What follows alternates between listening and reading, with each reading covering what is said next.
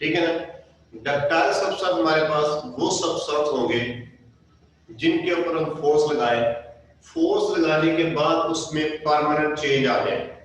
Permanent change आने के बाद भी हम फोर्स बढ़ाते रहे तो परमानेंट चेंज आने के बाद भी कुछ देर बाद जाकर ब्रेक हो, ऐसे सब्सटेंस को हम क्या नाम देते हैं, डक्टाइल सब्सटेंस।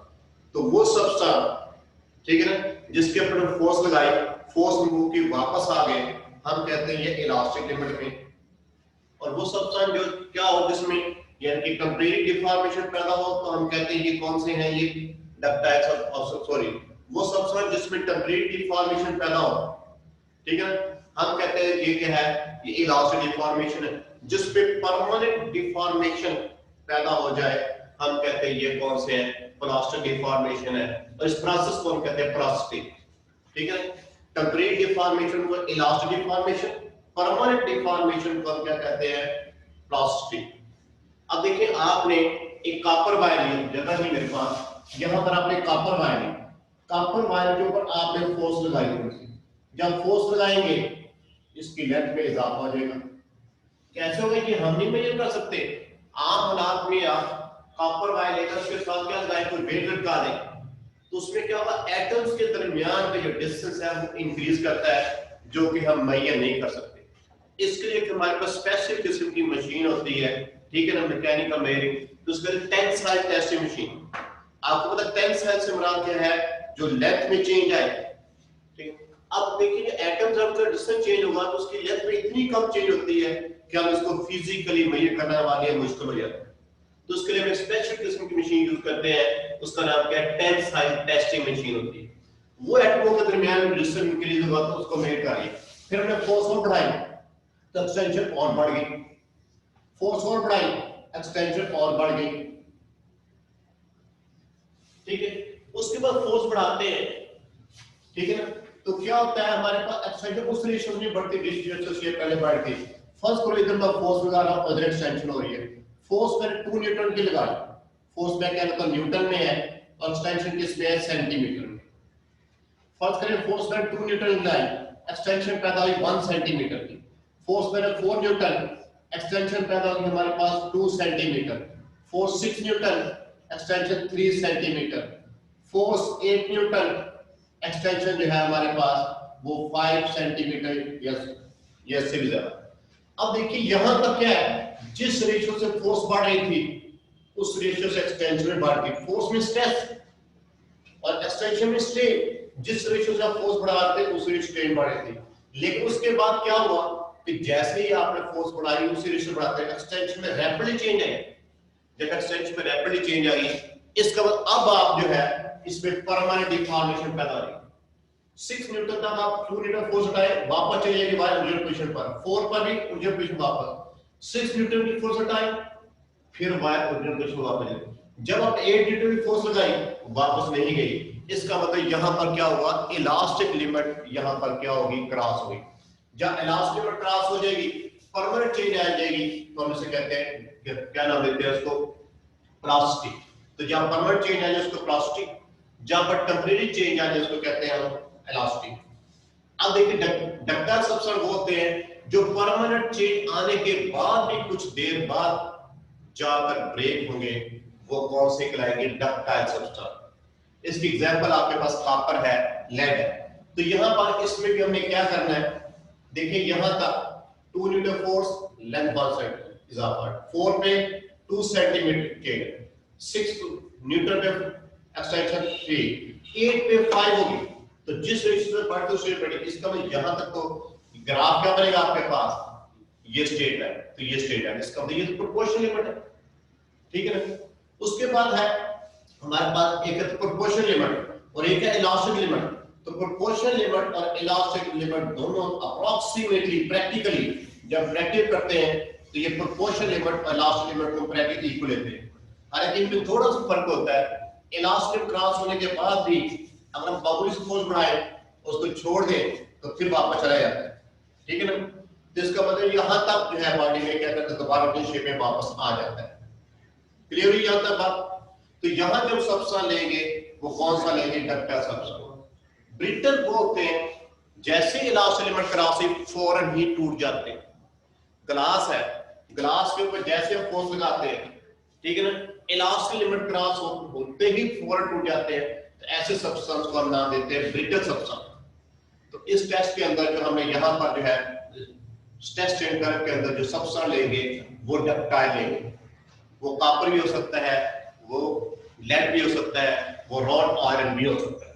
तो हमने क्या किया, हमने ये डक्टाइल सब्सटेंस कॉपर वायर, ठीक है ना, और इसमें के ऊपर जब हम इसके साथ फोर्स बढ़ाते जा रहे हैं तो उस एटम्स के दरमियान में डिस्टेंस क्या करता जा रहा है, इंक्रीज करता जाएगा।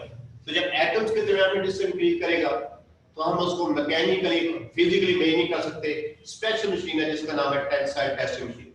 तो मैं लिखा था a mechanical testing machine is used, किससे यूज की, फॉर टेंसाइल टेस्ट। और आपको पता टेंसाइल से मुराद है उसकी जो लेंथ में चेंज आती है, वॉल्यूमेट्रिक जो 3 डायमेंशन में चेंज आएगी, shear stress उसका एंगल जो चेंज हो जाएगा या उसकी शेप चेंज हो जाएगी।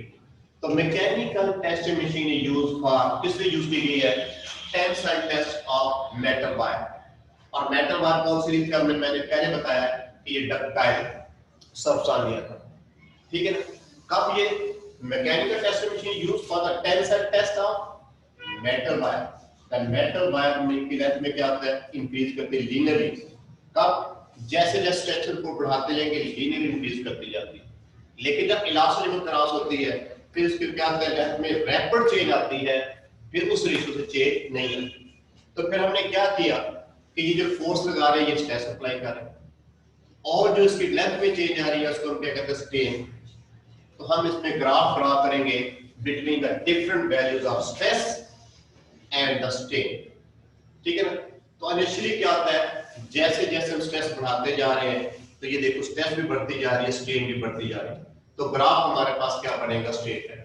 कहां तक स्ट्रेट लाइन बना, O से लेकर A तक। इसका मतलब ये हुआ कि ये आपके पास कौन सी लिमिट है, ये इलास्टिक लिमिट है, सॉरी ये इलास्टिक लिमिट और प्रोपोर्शनल लिमिट। बी पे हम कहते हैं इलास्टिक लिमिट है, क्यों कि इलास्टिक लिमिट और proportional limit approximately practically equal लेते हैं, एग्जैक्टली इनमें डिफरेंस आता है, और कितना आता है, 0.2%।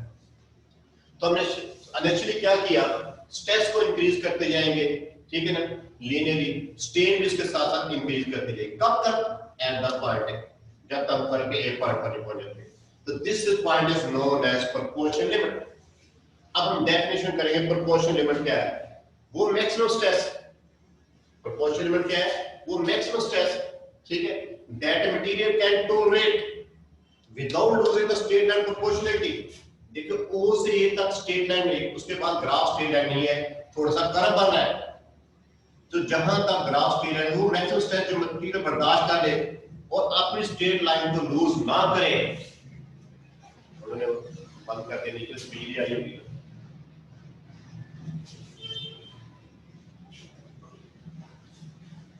हाँ भाई, तो हम पढ़ रहे थे प्रोपोर्शनल लिमिट क्या है, maximum stress that the material can tolerate and without losing the strain line proportionality। देखो यहाँ तक strain line की proportional खत्म नहीं, तो ये कौन सी कहलाएगी हमारे पास, proportional limit। उसके बाद हुक्स लॉ, और आपको पता हुक्स लॉ में भी क्या होता है, फोर्स और एक्सटेंशन दोनों डायरेक्टली प्रोपोर्शनल, या कह लें स्ट्रेस और स्ट्रेन दोनों एक दूसरे के डायरेक्टली प्रोपोर्शनल है।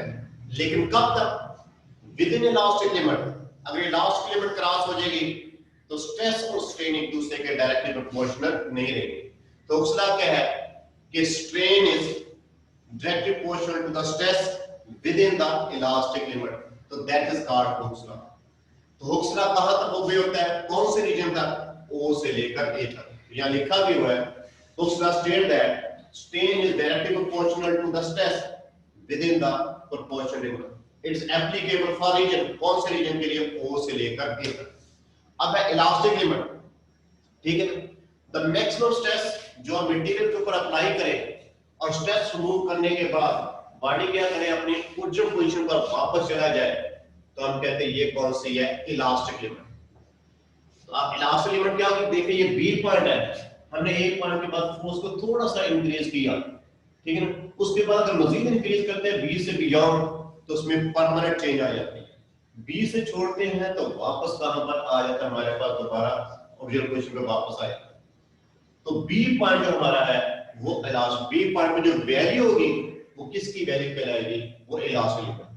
तो डेफिनेशन क्या बनी, maximum stress up with the body comes back, कहां वापस आ जाए, to its original shape when the stress is removed is called elastic limit. In practically we take the elastic limit and proportional limit are approximately equal. तो हम practically कहते हैं कि दोनों आपस में क्या है, इक्वल है। तो बाकी कहते हैं